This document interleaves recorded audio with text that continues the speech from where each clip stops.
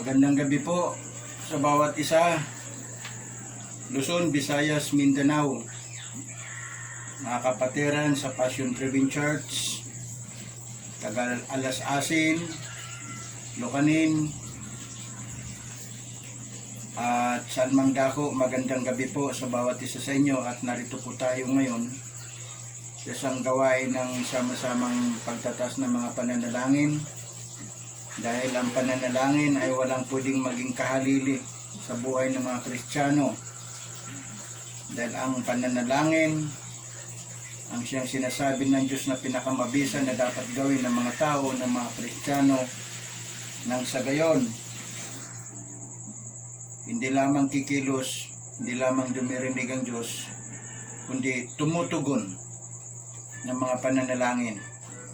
Kaya sa gabing ito mga kapatid, nais ko pong ihanda natin ang ating mga sarili.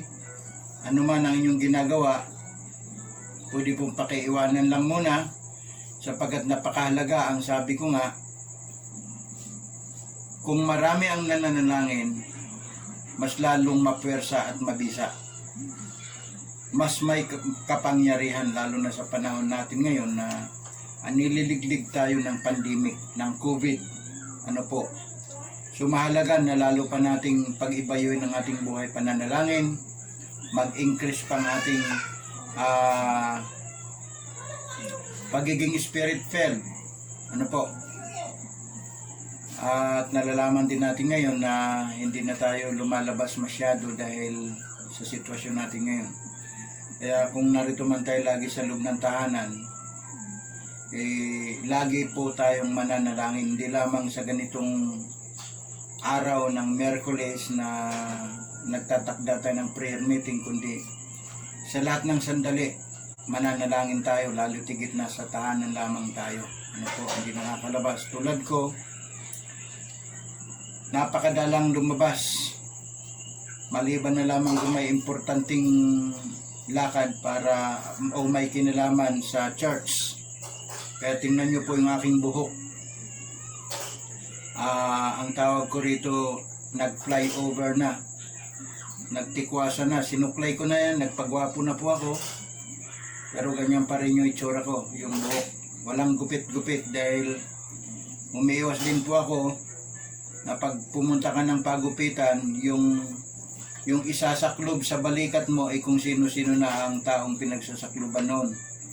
Lalo na dito sa amin sa Maribeles ay napakataas ng mga nagpositibo. Ano po, kaya mahalaga na ugaliin natin, paunlarin natin, papag-alabin natin ang ating mga pananalangin. Ano po, naniniwala ako na kung tama ang ating motibo at tunay na may pananaligtas sa Diyos, naniniwala ako na diringgin niya ang mga pananalangin natin, lalo na ang pagtigil, pagtuldok o pagwawakas ng pandemic na ito. Ano po, sige po, bago tayo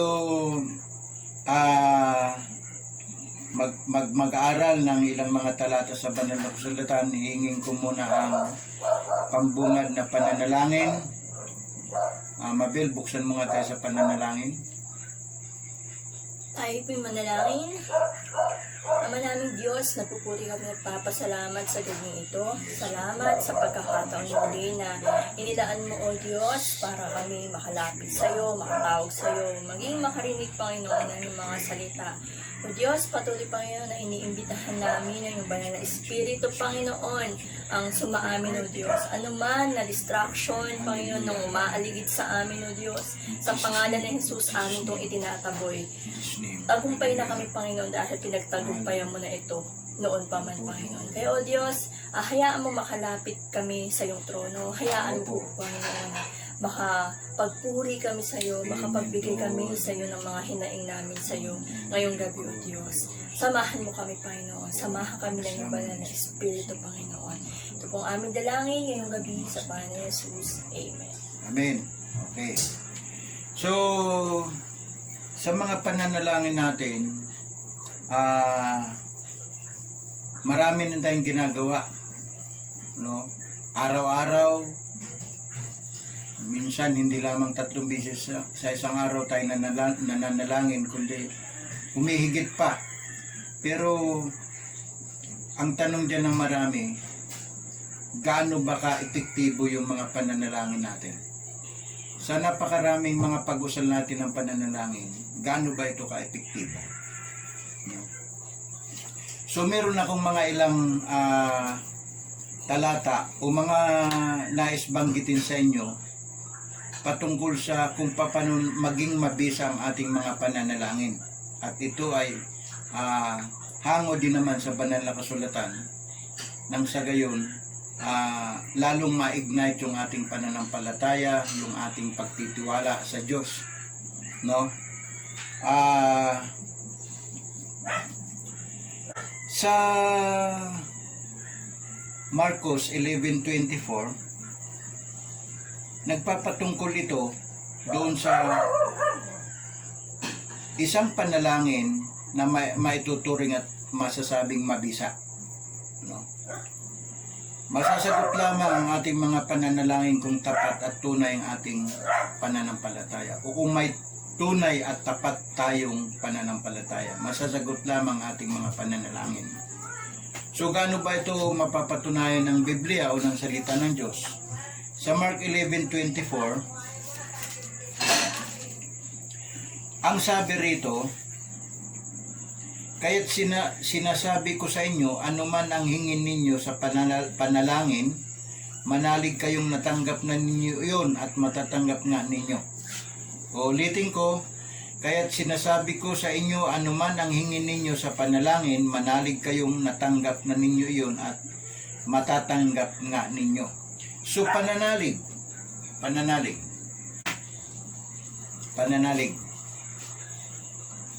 Kailangan ang pananalangin ay tataas mo sa Panginoon.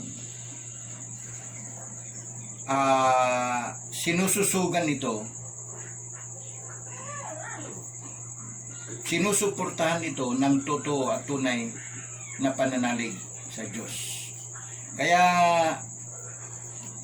tinitiyak ng Panginoon na pag sinususugan natin at may taos tayo na pananalig sa Diyos, sa ating Panginoon Jesus, tiyakin na natin, asahan na natin sa ating mga sarili na ito ay tutugunin.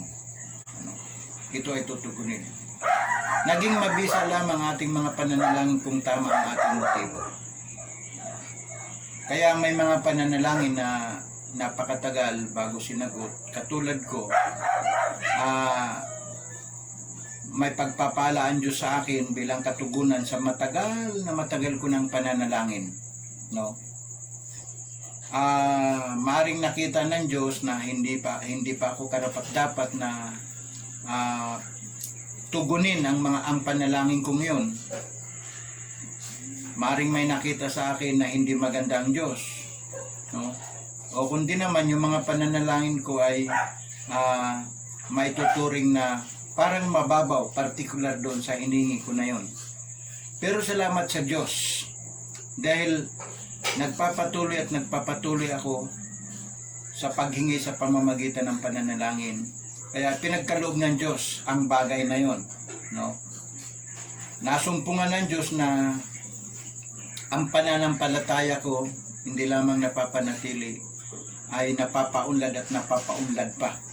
At lagi kong ipinapanalangin o sinasama sa pananalangin yung kahilingan kong yun. Praise the Lord.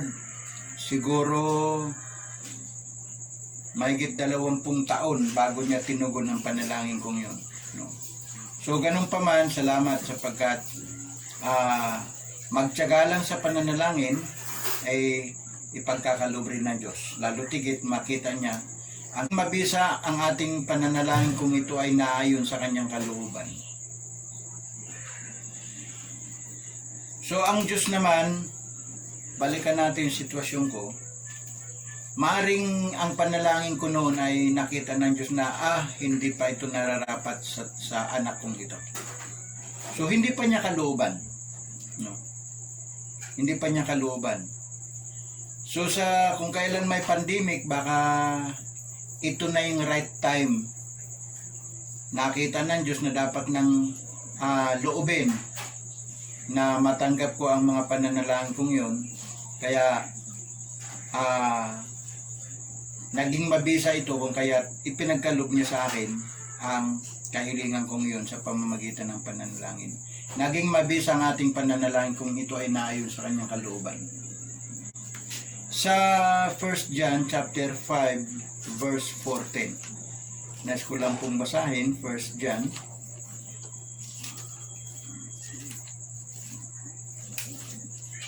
chapter 5 verse 14. Ang sabi rito, hindi tayo nag-atubiling lumapit sa Kanya sapagkat alam nating ibibigay niya ang anumang hingin natin na naaayon sa Kanyang kalooban. So praise the Lord. Hindi man natin agad-agad natatanggap ang ating mga hinihiling sa pamamagitan ng mga pananalangin. Pero may right time ang Diyos na ibibigay niya ito ayon sa kanyang kalooban. Katulad sa panahon natin ngayon, patuloy tayong nagpupursigi, nagsusumikap na manalangin, manikluhod, lumapit sa Diyos, makiusap. Dapat tayong magtiyaga upang ang mga pananalangin natin ay maging mabisa. So, isa sa nagdudulot ng pagiging mabisa sa ating pananalangin ay yung pagtitiyaga.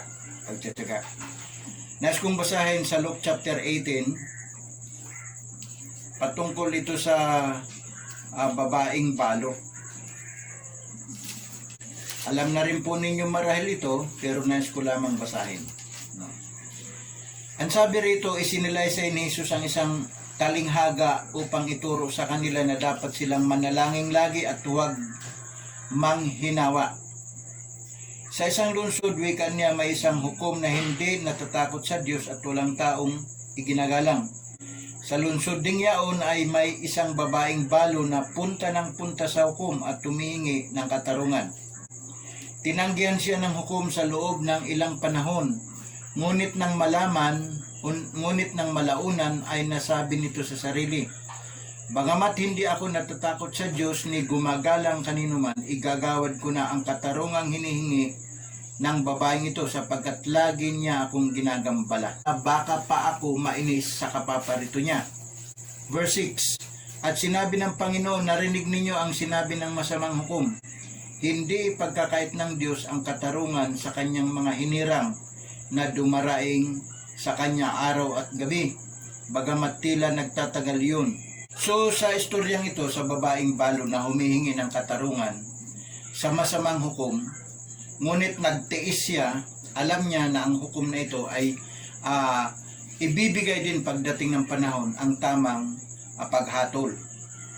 So nagtiis ang babae, kaya sa pagtitis niya, granted, igrinant ng Diyos ang kanyang pananalangin dahil nakita ng Diyos na sincero siya o tapat siya sa kanyang pananalangin din. Naroon yung pagtsatsaga. Ganon din po tayo. Magtyaga po tayo sa pananalangin. At isa lamang ang dapat maging pangunahing focus ng lahat ng tao ngayon, lalo na ng mga Kristiyano o ng mga Christian Church. Magkaisa tayo sa pangunahing focus ngayon na ipanalangin natin, idulog natin sa Diyos na ang pandemic nito ay wawakasan na ng Diyos. Dahil Diyos lamang ang makakagawa ng mga himalang bagay para mapigilan o matapos na o tapusin na ang pandemic nito. No? So dapat tayong magtiyaga sa pananalangin natin. At ang pagtitiyaga ay isa sa paraan upang maging mabisa ang ating pananalangin.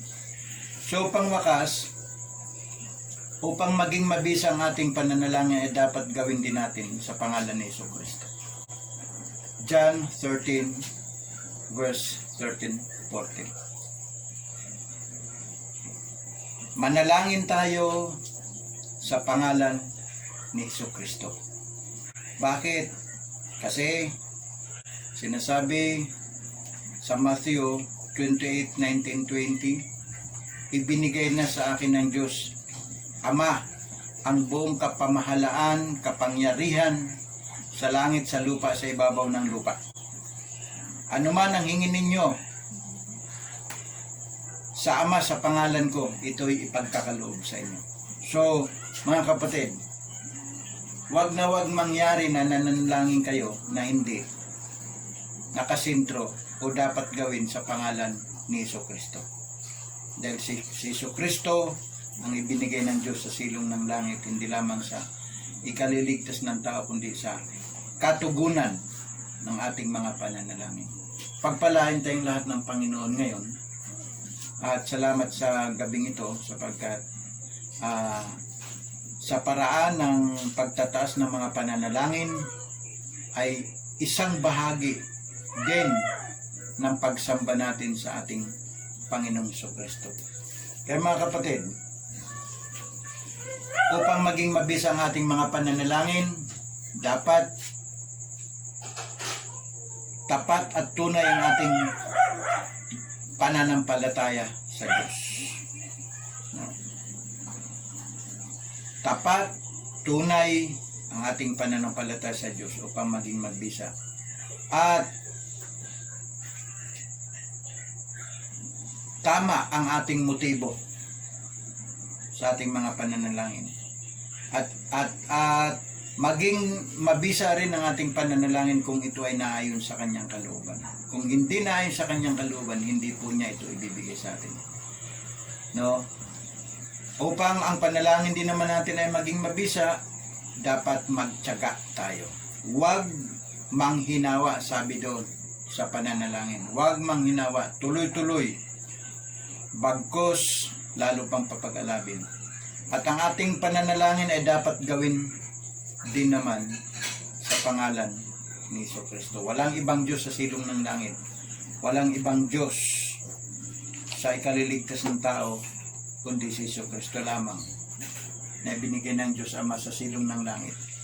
Sige po, at nais ko pong magbigay ng mga prayer items. Ano po?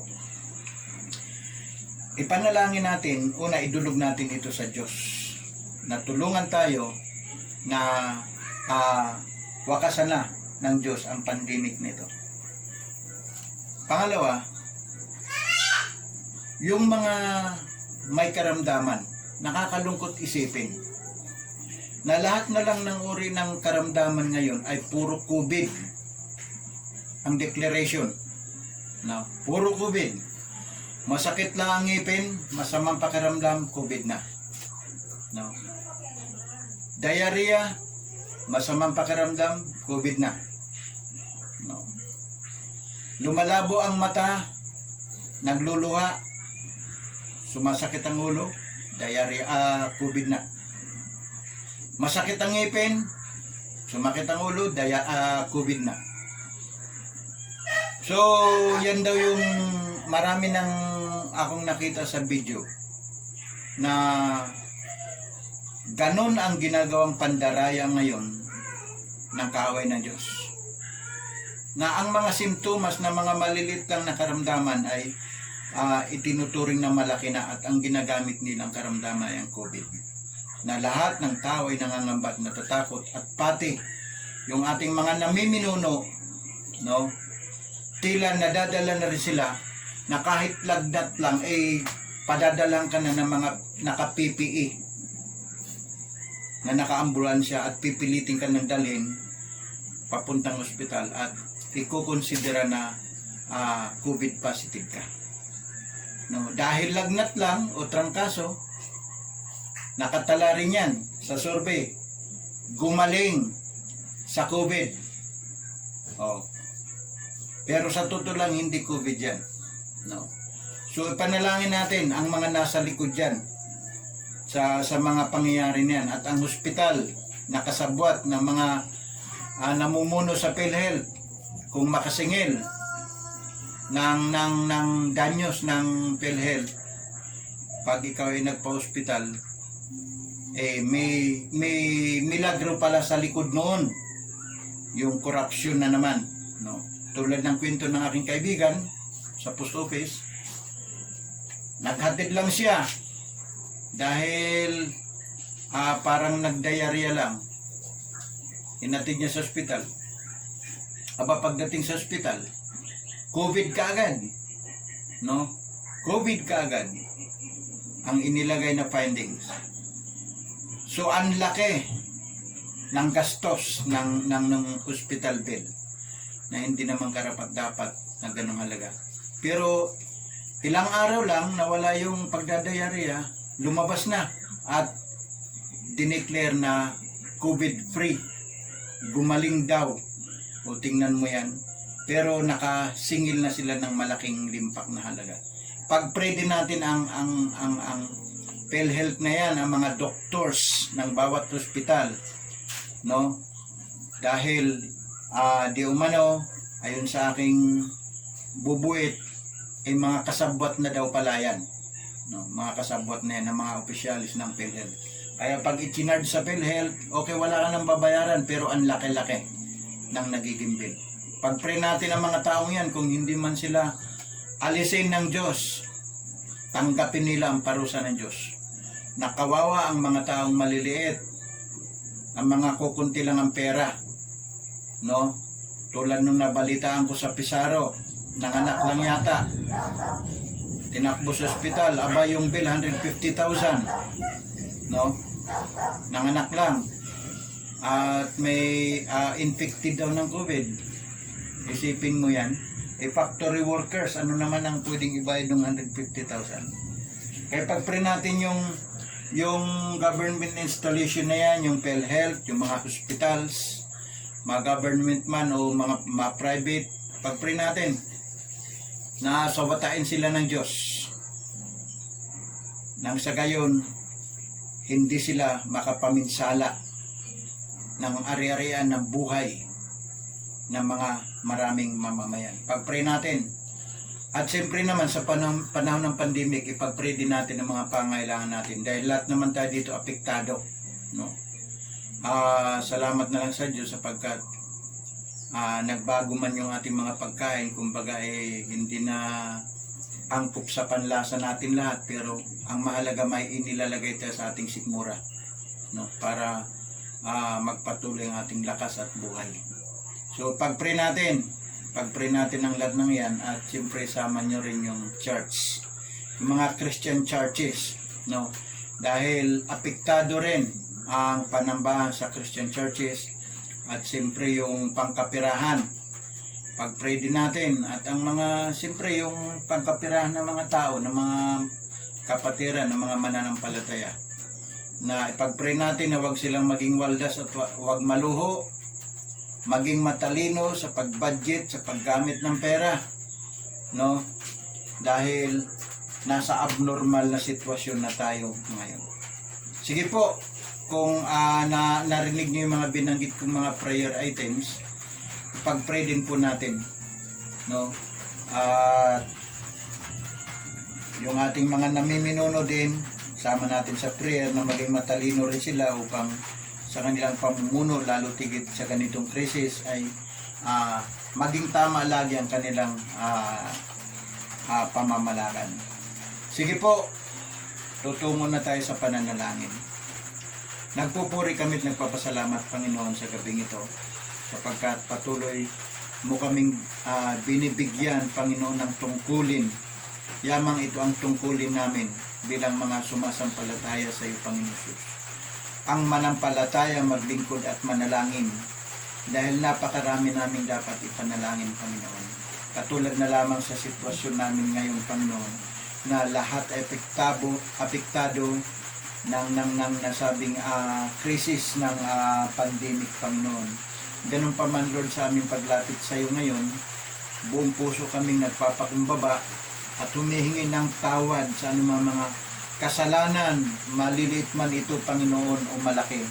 At hinihingi namin ang paglilinis na yung banal na dugo, paghuhugas, upang anumang dumi sa buhay namin ay maging malinis, Panginoon. Maging malinis, O Diyos. Hallelujah, sa pangalan ni Jesus, sa pangalan ni Jesus. Hallelujah, lalo tigit upang maging karapat-dapat at mabisa ang aming mga pananalangin, Panginoon. Nananampalataya kami, nananalig kami sa iyo, Panginoon. Nawa, Panginoon, dinggin mo ang aming pamamanik ngayon, O Diyos. Dinggin mo nawa ang aming pamamanik, Panginoon. kami, Panginoon, ng mga anak mo, kami ng mga iglesia mo, Diyos, na araw at gabi ay nananalangin ng walang patid, O Diyos. Naniniwala kami na lahat ng aming itataas sa pananalangin, lalo tigit may pananampalataya kami na diringgin mo ang aming mga pananalangin. Naniniwala kami na isang araw ipagkakaloob mo ito sa amin at tutuldukan mo na ang pananalasa ng COVID-19 na ito, Panginoon, sa pangalan mo, Jesus, sa pangalan mo, Jesus. Hallelujah. Panginoon, umaasa kami, O Diyos, na sa mga pananalangin namin ito ay malayang nakakarating sa trono ng iyong biyaya, Panginoon. At naririnig mo at alam namin gagantihin mo ito, tutugunin mo ito sa tamang panahon, Panginoon.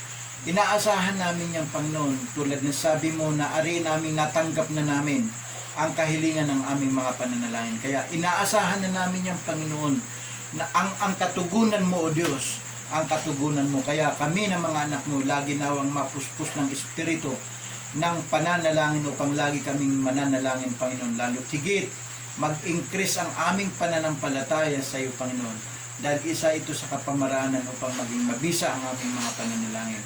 At naroon ang pagtsatsaga, Panginoon, naroon ang pagtsatsaga. Anumang sitwasyon, anumang panahon, anumang pangyari, hindi ito maagaw, Panginoon, kundi bagkus lagi naming maipush ito, Panginoon. Laging unahin sa buhay namin ang mananalangin, Panginoon. Magpasalamat, magpuri sa iyo, aming Diyos. Kaya sa gabing ito, dinadalangin din namin, Panginoon, ang kabuhayan ng mga kapatiran. Sila na mga apektado rin, kaming lahat. Lalo tigit, Lord God, ang church ay walang income, Panginoon. Ang panalangin namin na nakokontrol man ang on-site Sunday worship, ngunit ang online Sunday worship, Panginoon, ay tulungan mo kami na maipush namin ito't mapaunlad at tumihingi kami sa inyo ng mga gadgets, mga instruments, Panginoon, na magagamit namin upang maging epektibo ito, O Diyos, na naiiri namin ang pangangaral ng mga salita at pagkukumustahan sa bawat isa, Panginoon. Panalangin ko rin na ang signal ay paunlarin mo, Panginoon, lalo na doon sa mga kapatiran, O Diyos. At kung wala namang cellphone ng mga kapatiran, Panginoon, dahil ang technology ay problema din namin. Panginoon, yung timbahay na inilunsad namin, nawa, Panginoon, gagampanan ng mga itinalaga naming tatrabaho o magiging leader, Panginoon, upang sa gayon ang lahat ay makapakinig ng pangangaral ng mga salita.